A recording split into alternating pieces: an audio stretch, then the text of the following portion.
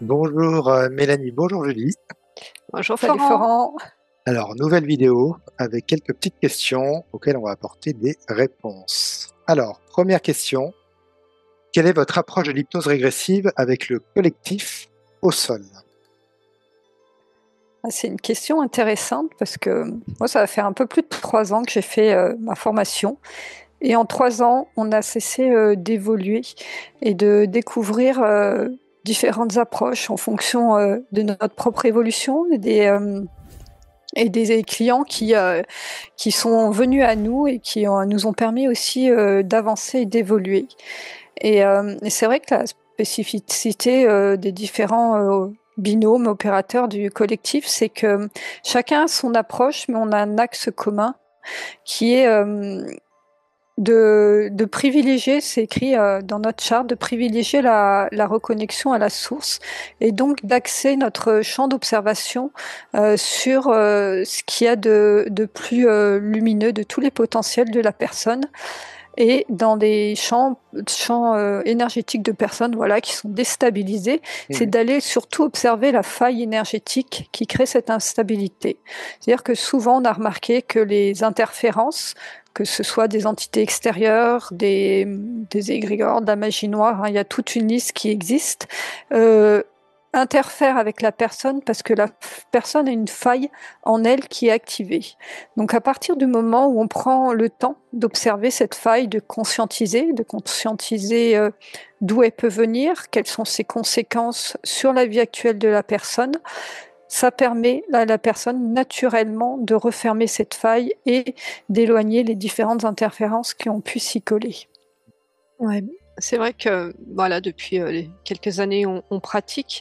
En fait, l'hypnose régressive assistée, le travail en binôme avec un télépathe, on observe que c'est un outil et il y a un choix de faire qu'est-ce qu'on fait de cet outil. Et c'est la télépathie, c'est quelque part une capacité à observer, à se connecter à un champ d'information. Et donc, cet outil, à quoi on le met au service? Et c'est du coup, chaque équipe met un petit peu un protocole et fait un choix de ses propres observations. Et quel que soit ce choix, à partir du moment où il est aligné, il est juste. C'est-à-dire que si c'est des personnes qui ont les compétences et l'énergie pour aller de façon offensive se confronter avec des interférences, c'est juste. Et les clients qui font appel à eux, c'est ce dont ils ont besoin. C'est vrai que dans le collectif, on a, comme l'a dit Julie, fait le choix d'observer déjà la reconnexion à la source, à la lumière. Et je prends souvent l'exemple du champ d'observation entre Béchamp et Pasteur. Pasteur qui a découvert les microbes et tout ce qui était dans le micro et qui utilise tout ce qui est antibiotique et tout ce qui va permettre de dégager ces microbes qui viennent nous rendre malades. Et puis Béchamp qui observe le terrain et qui dit oui, mais si le microbe se développe, c'est qu'il y a le terrain. Donc il y a un choix d'aller observer le terrain et d'aller observer finalement pourquoi une interférence a pris place. On observe souvent des interférences que j'appelle opportunistes. Donc on peut et ça on l'observe sur des personnes qui disent mais j'ai fait un nettoyage, trois nettoyages, ça revient. C'est pas la compétence des équipes qui sont intervenues qu'il faut remettre en question, parce que les équipes elles mettent en disposition ce qu'elles savent faire aux clients qui font appel à elles. C'est plus peut-être l'axe d'observation qui a besoin d'être observé sur un autre axe, et donc voilà, d'aller observer quelle est la faille qui permet ça, et elle peut être sur plein de plans différents.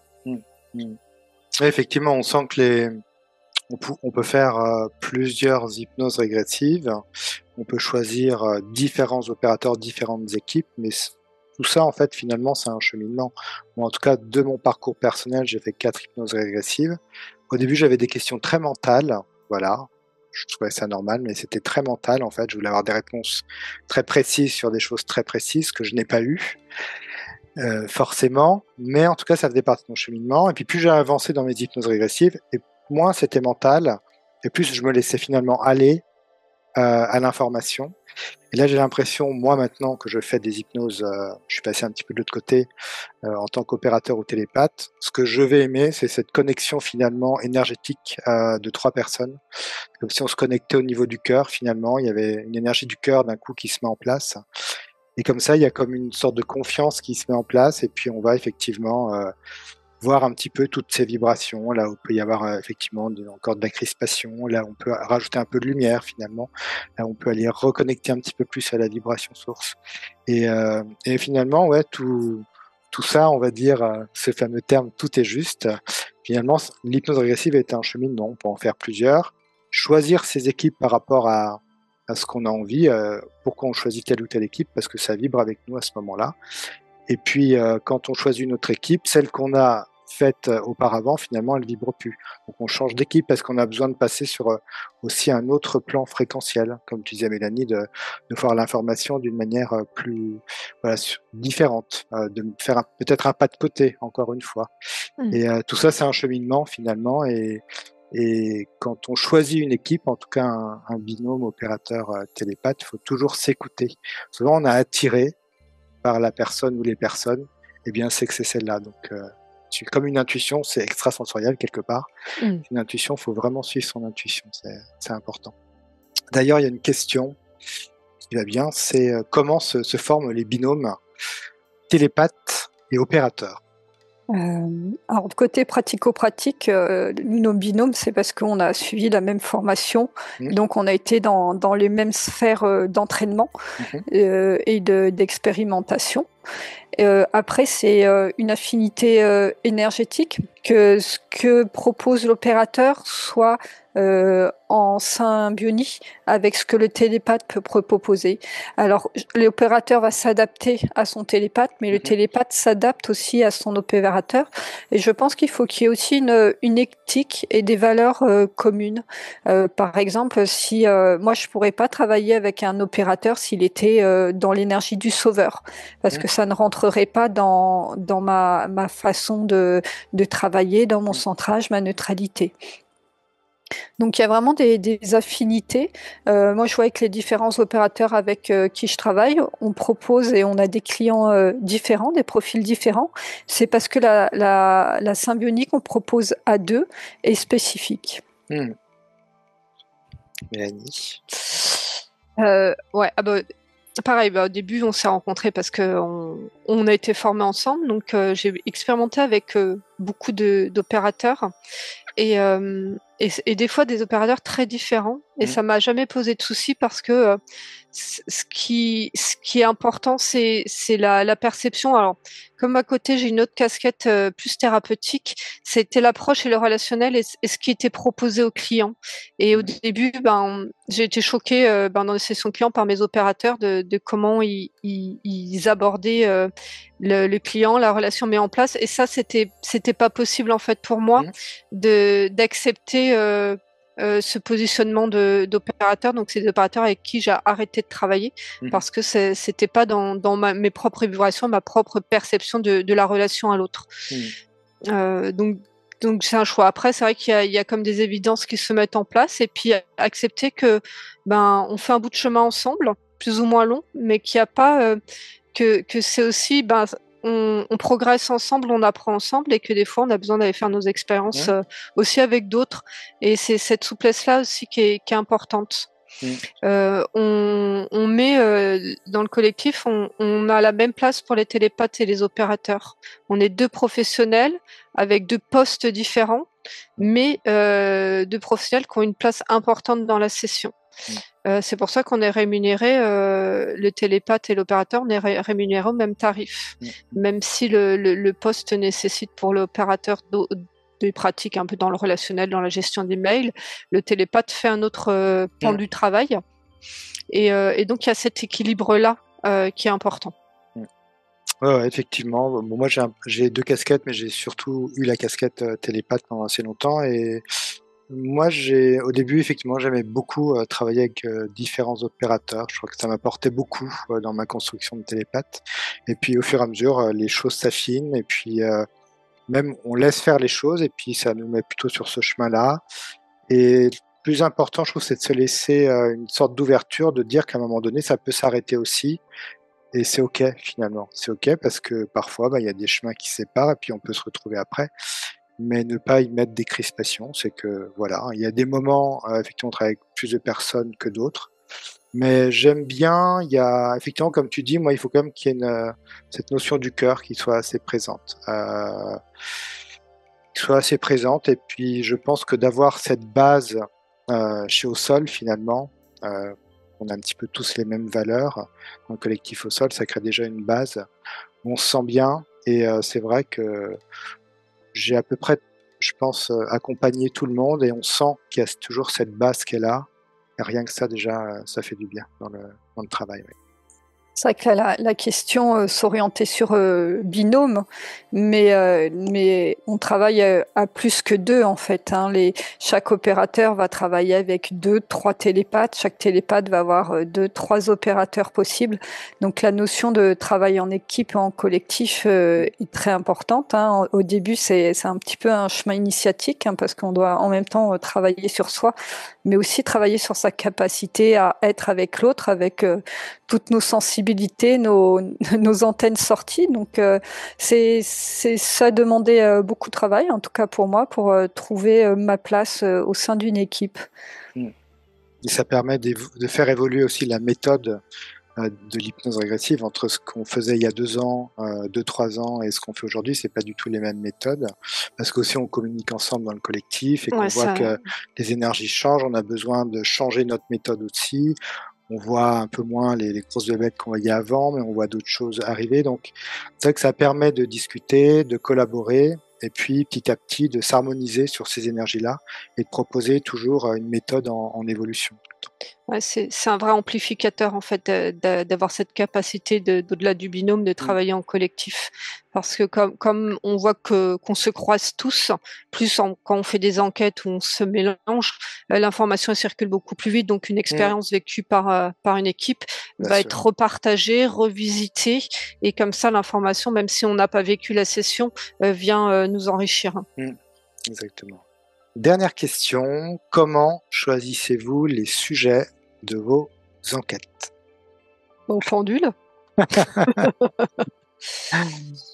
Alors, la plupart du temps, c'est quand même l'opérateur qui choisit les sujets.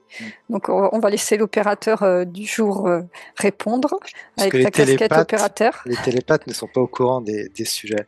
Alors, moi, je vais parler pour moi, parce qu'il y a différentes manières d'aborder la réponse. Mais en tout cas, pour moi, c'est vrai qu'il y a beaucoup de gens qui nous mettent dans les commentaires est-ce que vous pourriez aller faire une enquête sur ça, sur ça, sur ça. Et c'est vrai que moi, j'ai toujours du mal quand je prends l'information à me dire je vais faire une enquête sur ça, puisque une enquête en général je la choisis 5-10 minutes avant d'entrer en scène, on va dire.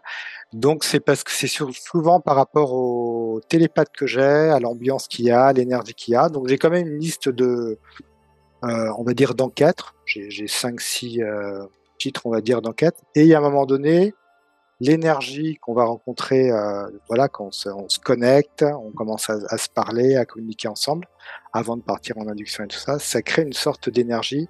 Et là, je me dis, ah tiens, là, je ressens cette énergie et j'ai envie d'aller faire cette enquête-là. Et c'est comme ça que l'enquête ensuite arrive ou est décidée.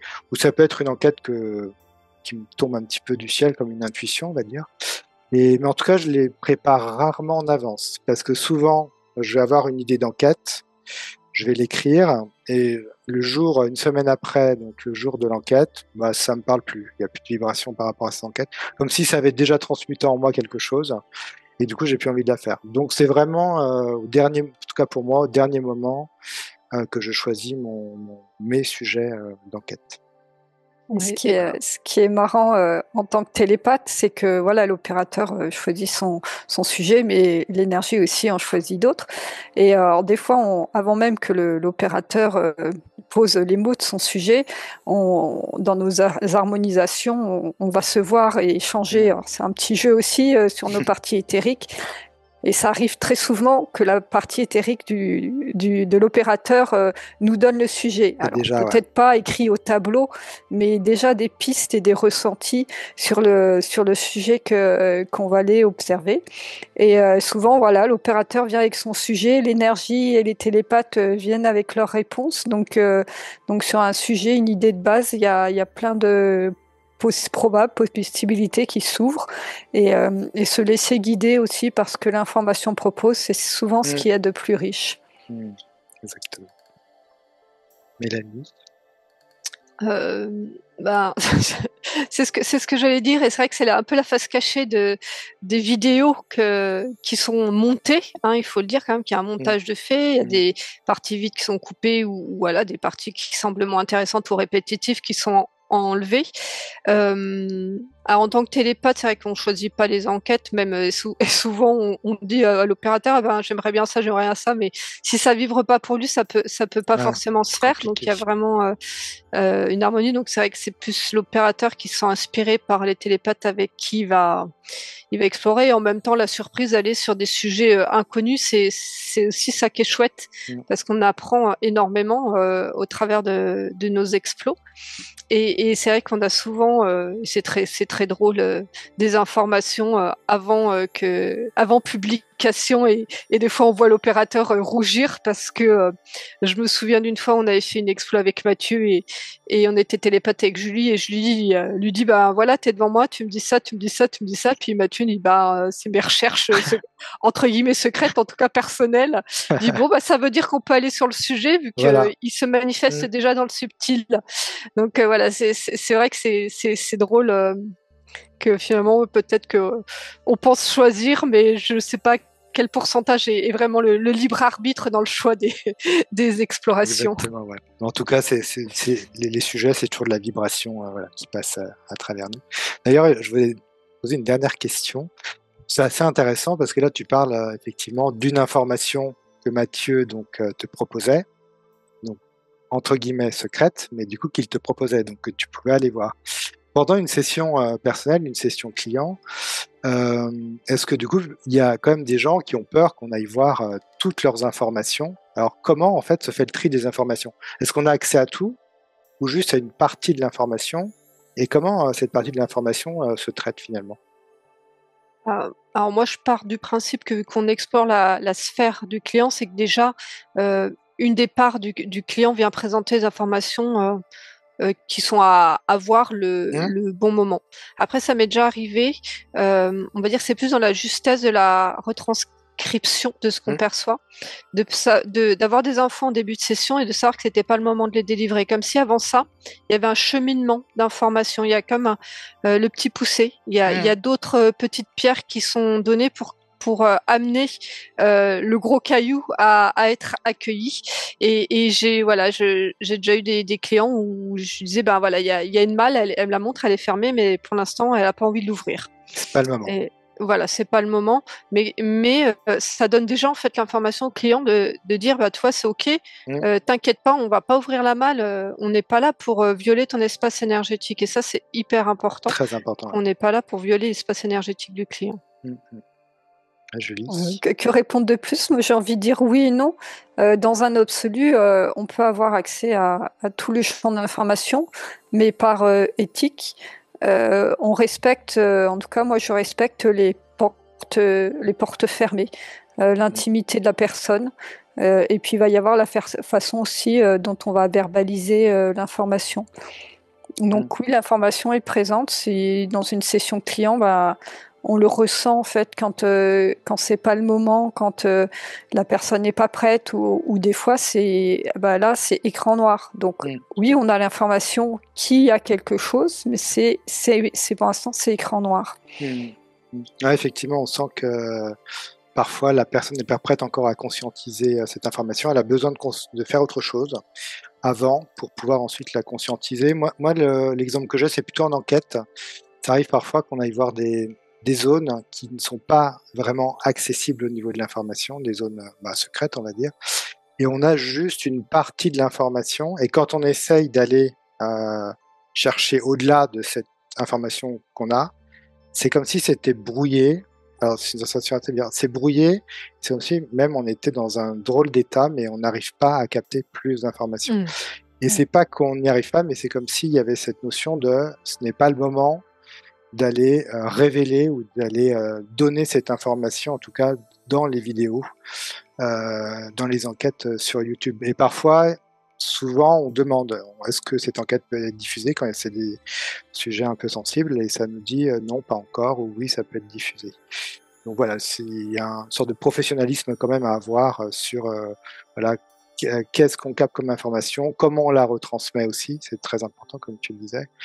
Et puis si on retransmet tout ou pas, mais après bon voilà, c'est en s'entraînant, comprendre le mécanisme, comment on fonctionne, si on doit dire, pas dire, comment on doit le dire. On sent l'énergie de la personne aussi en face. Comment je peux lui dire sans la brusquer finalement dans son énergie. Donc tout ça, c'est de l'entraînement, hein, finalement, c'est une écoute de soi. Ouais.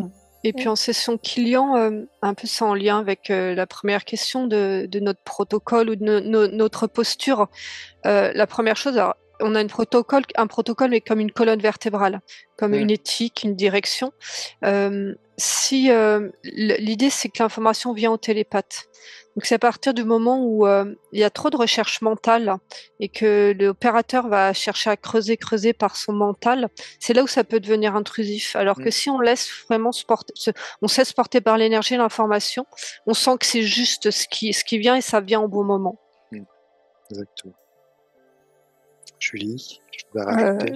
Ouais, plus sur une réponse sur les enquêtes globales. De temps en temps, il y a des protections. Moi, je sais qu'il y a certains espaces de la Terre. Moi, j'y vais pas parce que quand je suis au-dessus, je sens. Moi, je peux dire au-dessus de la Russie, par exemple. Je sens qu'il y a comme un dôme, en tout cas quelque chose de protection. Je suis pas une casse-cou. J'ai pas envie de me cramer les ailes ou les connexions par pure curiosité. Donc oui, il y a des sujets ou des informations auxquelles on n'a pas accès, en tout cas pas par tous les biais. Et puis, vaut mieux respecter. Quand c'est fermé, ça sert à rien de défoncer les portes. Exactement, c'est OK comme ça. Super, merci beaucoup encore pour toutes ces informations et ces belles réponses. Eh bien, je vous dis à très bientôt pour une prochaine vidéo. Au revoir Mélanie, au revoir Julie. Salut Florent.